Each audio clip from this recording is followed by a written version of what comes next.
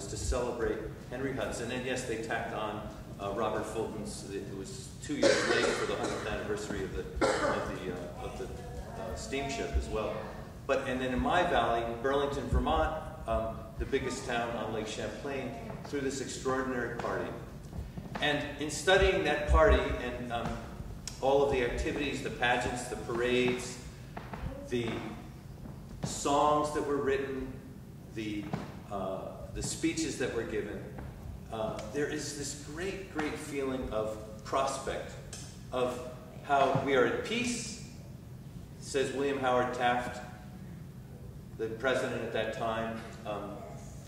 We are enjoying a time of prosperity and peace. And indeed, this is what everyone was living into. All the speeches talked about prosperity and peace, and it was quite unsettling to me to think about the fact that at that moment, there were soldiers who were just arriving in New York Harbor, Buffalo soldiers, the same men who had fought in the Plains Indian Wars against the red men of this nation, and then had been sent to Cuba and then to the Philippines to fight against the Indians there, because indeed that's a lot of the way a soldier talked about the people that they were fighting. Anyone who was not white was seen as an Indian, right?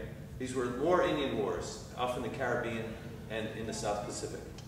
And those Buffalo soldiers were just coming into New York Harbor to get on a train.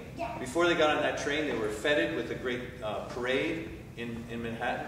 They got on a train and they came all the way up to my town of Burlington, Vermont, where they got off, and then went to take their quarters at Fort Ethan Allen.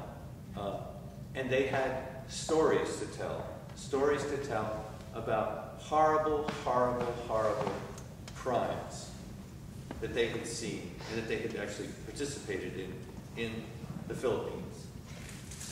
And in fact, even before they came home, these stories had made their way home to the United States from young men, from farms, from cities, talking about, we are burning villages, we are destroying entire landscapes, we're committing horrible, horrible crimes, and I hate being here. And those letters made their way into the papers, into papers like whatever the local paper was here in this region in 1902. And there was an outcry from all over America saying, our sons are better than this. We want to end this. If we're at war, we want to be at war in a way that we feel is representative of us as a people. And so a great congressional inquiry was held. Many, many, many witnesses came to testify. And this all ended with a senator from South Dakota named Albert Beveridge, for whom there's one of the greatest historical prizes awarded in the United States today, from the Newberry Library in Chicago. And Senator Beveridge said, no war has been conducted as humanely as this war and occupation of the Philippines. We are a great people, and we also are great warriors. And when we go to battle, we do it justly and humanely. And all of this testimony was essentially buried. And so the people in 1909, 5, 6 years later, could throw this grand party and speak about peace. And indeed, our president at that time was the man who was the colonial governor of the Philippines, who had presided over that occupation. And at that moment, Great Britain and France, Canada, had all sent their ambassadors to places like my town of Burlington, Plattsburgh. They were visiting in Manhattan, in Albany, in the central towns of the Hudson Valley as well. And at that moment, Americans, when they looked at these ambassadors from these great European nations, they thought, perhaps someday we can be as great and grand as those nations, right? We are this young nation, and we're really beginning to feel our own strength and our power in the world. But it seemed like it was off in the future. And when the greatest naval flotilla ever in the history of the planet assembled up the Hudson River, 1 million people on either the east and the west bank to watch this flotilla, it was an assemblage that was really prophetic of the fact that we were entering the 20th century with new military might, And people were proud of that might. People didn't know the horror of the First and Second World War to come. What did President Roosevelt call the Spanish-American War? Something like that. That lovely little war. Splendid. Splendid little war. Thank you, Bob. Yeah. So that was the imagination in 1909. And then unfolded this extraordinary century, the American century of the 20th century. And here we are at the 400th anniversary, 100 years later.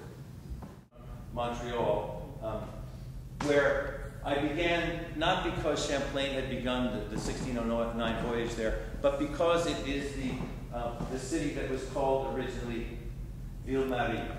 Ville-Marie for Mary, the Virgin Mary. And indeed, Our Lady of Bon Secours, of course, is Mary.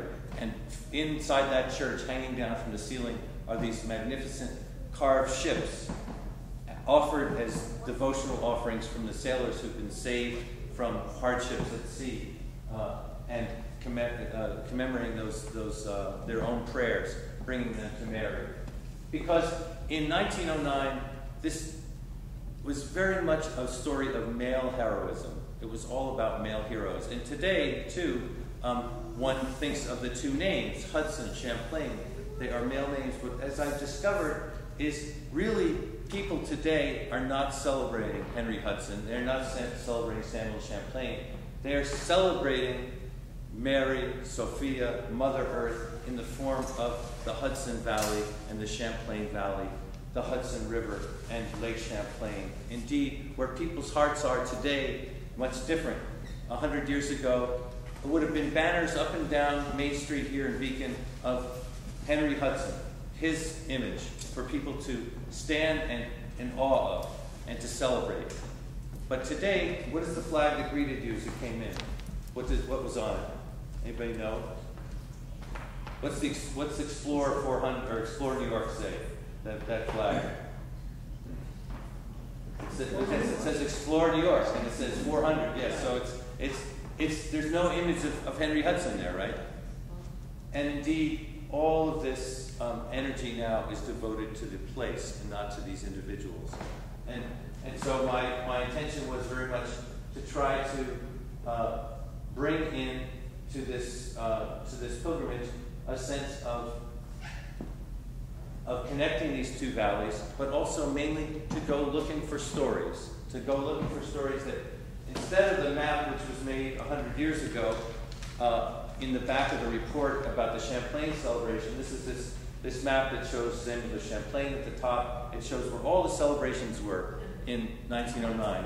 But then the entire map, if you read the rest of the map, it's filled in with great detail about the forts and the battlefields and how many soldiers died. And this is all that they could put on this map 100 years ago. This was the way they celebrated history, was to talk about conflict. And so it seemed to me, wouldn't it be wonderful to make a map that had stories on it, places, people, events of amity, as I called it. And indeed, what I found from the minute I began this pilgrimage is that there is so much amity in this land, in these valleys. This woman, Paulina, when I began my walk in Montreal on May 16th, I began with a concert. A group I sing with, social band, gave a concert at the chapel of Notre Dame de Bon Secours. It was pouring rain, something we're all used to right now. It was pouring rain. It was not my imagination of how I would begin. I stepped out, and all of a sudden my pack, my mandolin, my head, everything was drenched wet, and I realized I brought no pack cover. So I stepped inside of an awning on the Place Jacques-Cartier and was just sort of looking and thinking, what am I going to do? And this woman appears, and she says, would you like a crepe? And she's trying to get me to come in to buy something. You know, it's a bad day for selling anything. And then I say, oh, you know, I don't need a crepe, but what I would really like to have is a trash bag to cover my pack. May I have that? And she brings it out, and I said, I'm so grateful. I'm just beginning my walk from Montreal to Manhattan. Montreal to Manhattan! Oh, please, let me bring you some coffee or some hot chocolate, and let me make you a crepe. And